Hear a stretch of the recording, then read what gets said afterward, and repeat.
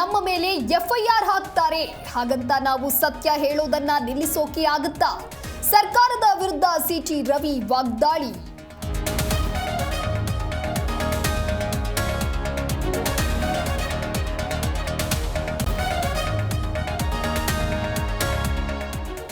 ಹಾಸನದಲ್ಲಿ ನಡೆದ ದುರಂತದಿಂದ ನೋವಾಗಿದೆ. ಸಹಾಯಕನಿಗೆ ಟ್ರಕ್ ಕೊಟ್ಟು ಡ್ರೈವರ್ ಮಲಗಿದ್ದ. ತಪ್ಪು ಮಾಡಿದ್ದವರಿಗೆ ಶಿಕ್ಷೆ ಆಗಬೇಕು ಎಂದ ರಾಘವೇಂದ್ರ.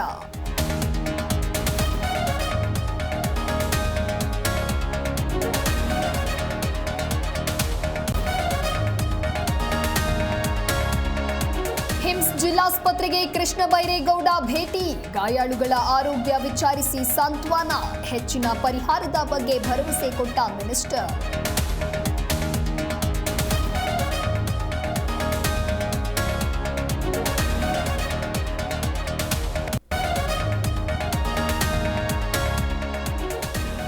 ನಟ ದರ್ಶನ್ ನಿವಾಸದಲ್ಲಿ ಕಳ್ಳರ ಕೈಚಳಕ. 3 ಲಕ್ಷ ನಗದು ಕಳವು ಮಾಡಿರುವ ಕಿಡಿಗೇಡಿಗಳು.